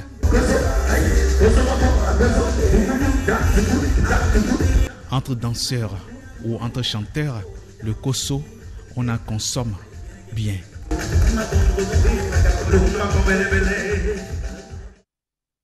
Et voilà, le Kosso. Gang, gang, gang, gang, gang, gang, gang, gang, gang, gang. Il fera une démonstration sur le plateau, sous le contrôle bien sûr du réalisateur. Et oui, Willy Mignon, comme vous le voyez déjà à travers les images, bonsoir, merci de nous accorder votre disponibilité ici ce soir. Merci, c'est partagé, c'est un plaisir pour moi aussi d'être en contact avec les téléspectateurs de BB24, les fans de Willy Mignon, les adeptes du Kosso désormais. Le Kosso là même là, c'est quoi? Le Kosso, à la base, il y a une plante, il y a un arbre très célèbre du Bénin qu'on appelle le Kosso, mais il y a aussi un rythme qu'on appelle le Kosso. C'est le rythme du gangan du Ogban. Ah, donc, voilà. On voit la démonstration et on se demandait, ben, le Kosso c'est le bon, donc c'est en fait ça. Oui. Ça a été pratiqué par les grands, les anciens du Bénin, comme les Amikpon, même Ricos Campos le fait. Hein, le Kosso, c'est ça joue. Et puis lui, souvent quand il finit même de jouer avec les tam-tams, il joue aussi à la batterie. Rat, takat, takat, takat, takat, rat, takat. Et il y a plusieurs chansons du Bénin, les chansons traditionnelles que nous pratiquons tout le temps, que nous chantons, qui sont sur le style Kosso. N'est-ce pas? Voilà. Ah ben, Willy Mignon, c'était du Nujiu. Nujiu, là, c'est terminé déjà? Non, en fait, rien ne se termine. C'est la continuité. Willy Mignon, c'est de la musique d'ambiance pour le Bénin, made in Benin. Donc, à chaque fois, nous allons chercher à évoluer, à rapporter quelque chose de plus original. Le Nujiu, c'était un concept pour ambiancer, c'était bâti sur du high life. Le high life est commun toute l'Afrique, à toute la côte et tout. Maintenant, j'ai cherché un style qui va identifier plus rapidement le Bénin. C'est-à-dire, quand n'importe où tu écoutes ça, tu dois savoir que ça, c'est du Bénin. Tu vois, le coupé décalé, c'est rat, kat, takat, ta, ta, karat, kat, takat, ta, ta. Maintenant, le kosso, c'est rat, takat, takat, takat, takat, rat. Et avec ça, tu peux faire tous les blecs que tu veux, tout ce que tu veux. On reprend rat. On y va, rat, takat, takat, takat, takat, takat, takat, rat, takat, takat, takat, tukutun, rat, tukat, rat, tukun, pak, tak, rat, takat, tukutun, pak, pak, pak, tukat, rat. D'accord, mais Willy Millon, le NID nous dit où est maintenant le kosso. Bien sûr. On se demande si finalement nos artistes, nos musiciens béninois ne font pas en quelque sorte de la prostitution. Parce que quand on dit le soyoyo, on reconnaît Panthère Noire avec le soyoyo et c'est demeuré. Mais on sait qu'on avait eu, par exemple... Oh, j'ai oublié ce concept-là de Blaise Antonio. Le Zekede. Le Zekede, mais lui aussi, il est venu, il paraît qu'il y a encore un autre concept, ce n'est plus le Zekede. Vous non, aussi, vous revenez avec le kosso. Au fait, c'est parce que nous ne sommes pas connectés. C'est pas comme ça se passe. Un artiste ne peut jamais demeurer dans sur une seule voix, dans un seul style. Quand tu prends n'importe quel artiste du monde entier, tu vas le voir, il varie, il diversifie. Hein? Même s'il y a un style de base. Quand tu vois, quand je prends aujourd'hui Arafat, qui est très bien connu dans le monde entier. Arafat, il te sort un style, un concept aujourd'hui, et demain, il te sort un autre concept. Ah bon, c'est vrai, on ne comprend jamais. En tout cas, moi, je ne comprends jamais ce qu'il dit dans c'est la Côte d'Ivoire qui gagne. C'est dansant. C'est dansant et il y a toujours du nouveau. Tu vas voir Arafat qui fait un coupé décalé lent aujourd'hui. Après, c'est du rapide. Après, c'est du 3 temps. Après, c'est du 4-3, ainsi de suite. Donc, mais c'est toujours le coupé décalé. Donc, ici, c'est toujours le Nudiou, mais avec du niou, quoi. Avec du niou. Le Nudiou niou. Voilà. Mais cette fois-ci, c'est le kosso que nous apportons au Nudiou pour donner une nouvelle vie. Une nouvelle vie. Et reconnaissons que cette fois-ci, nous sommes encore repartis derrière.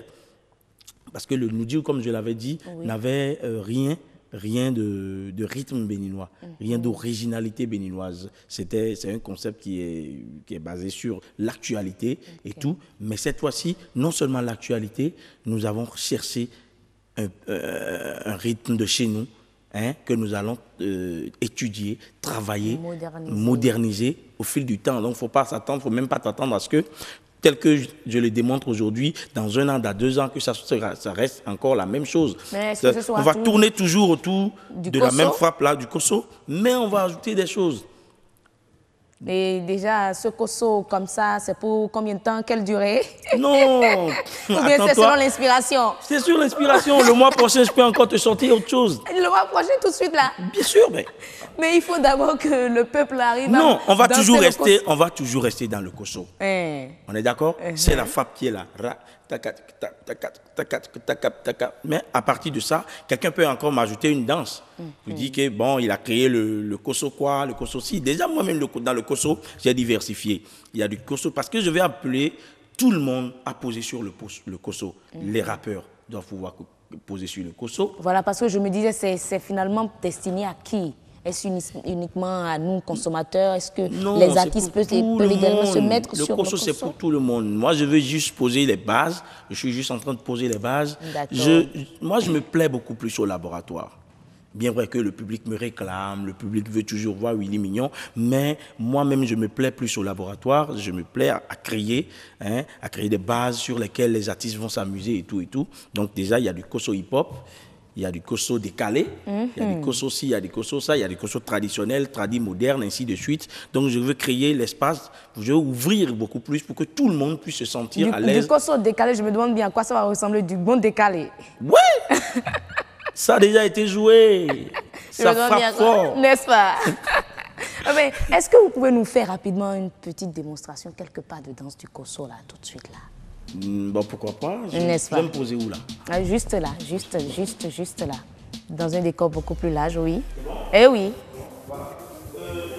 Oui.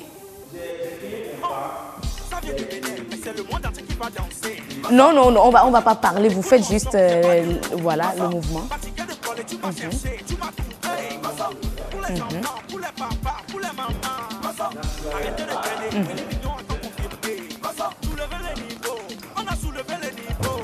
Et là, on retrouve Amikpon. Venez vous rasseoir. Merci beaucoup, Willy Mignon. Alors, après le Kosso, qu'est-ce qu'on aura d'autre? Non, déjà, on va beaucoup rester dans le Kosso, tel que je l'ai dit. Oui. Après, on va chercher des ramifications et tout. Mais je suis en train de préparer un album tout Kosso actuellement. Kosso dans du pur Kosso. Un album pur Kosso, voilà, 100% Kosso. Voilà, mais avec beaucoup de variétés. Il y aura du Kosso hip-hop. Le tout nouveau single qui est sorti s'appelle Yo-Yo, Nubi Yo-Yo. Du tout nouveau. Tout nouveau. C'est une prière pour tous mes fans, pour tous les Béninois, pour dire tu vas toujours demeurer nouveau. Tu seras toujours élevé. C'est votre vœu pour cette nouvelle année. Pour cette nouvelle année et pour tout le monde, pour toujours. Parce que les ennemis ne veulent pas que tu évolues. Personne ne veut de ton bien. Seul Dieu est capable de te renouveler tous les jours. Est-ce qu'on a des ennemis? Est-ce que nous ne sommes pas nos propres ennemis?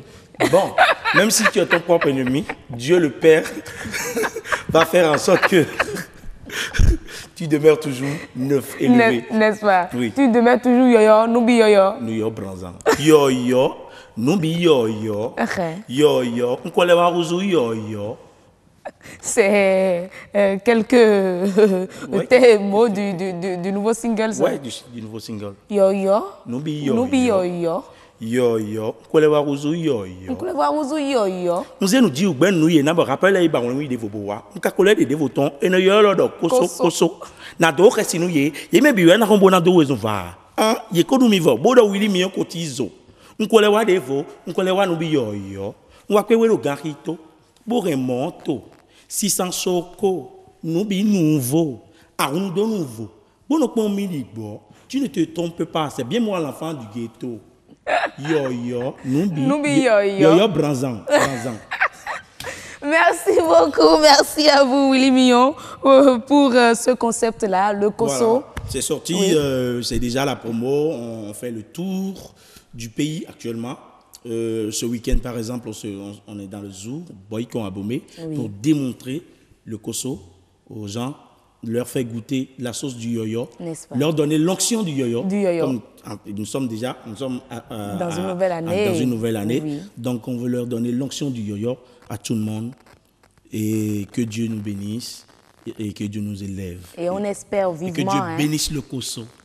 Voilà, que Dieu bénisse le Kosso afin que tous les artistes se retrouvent autour du Kosso comme le coupé décalé l'a pris. Cette fois-ci, je crois que Dieu a déjà béni.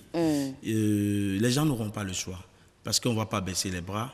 Que les gens ne se disent pas que le Kosso c'est l'affaire de Willy Mignon. Non, c'est pour ça que je suis parti chercher quelque chose de chez nous. N'est-ce pas? Le Kosso ce n'est pas pour Willy Mignon. Un peu comme le Mbala au Sénégal. Voilà, j'ai juste choisi quelque chose qui est déjà répandu, que tout le monde aime. Voilà. Les Béninois aiment le Kosso. Quand ça sonne là, ils aiment danser ça.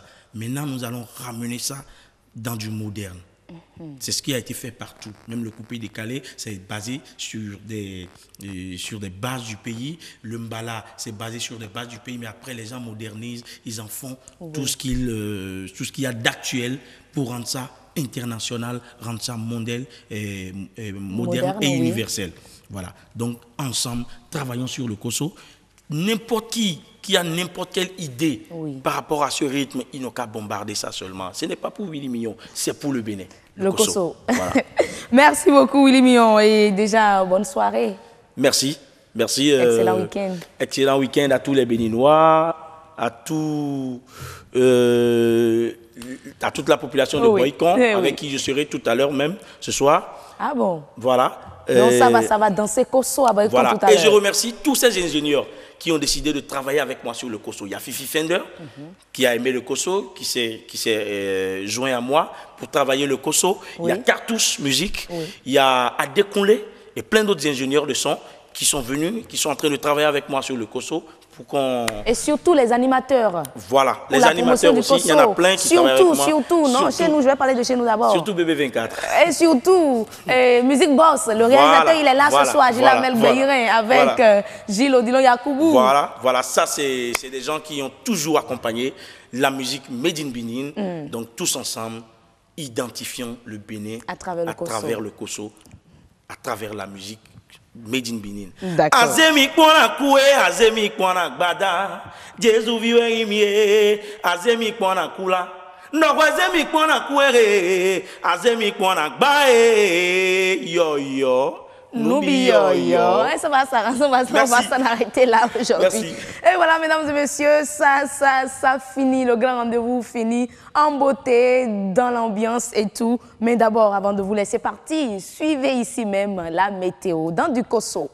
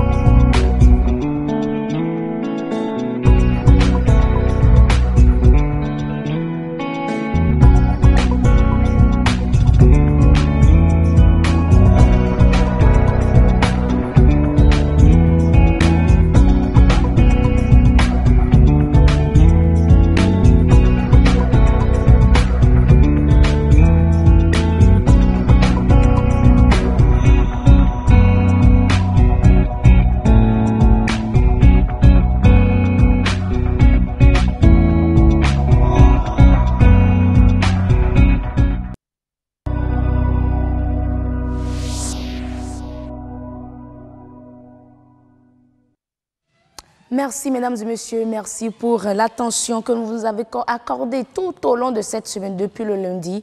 Et voilà, ce vendredi soir, on descend pour vous retrouver le lundi prochain pour tout un autre numéro du Grand Rendez-vous. On remercie déjà au passage Igor Ayosso qui est resté à la caméra tout au long de cette semaine, Robles Avouzoukan à l'infographie, Gaëtan Akpasso au son et puis le réalisateur de cette semaine, qui a conduit de main de maître le Grand Rendez-vous tout au long de cette semaine, Gilles Amel Beirin. Merci, mesdames et messieurs, on se dit excellent week-end.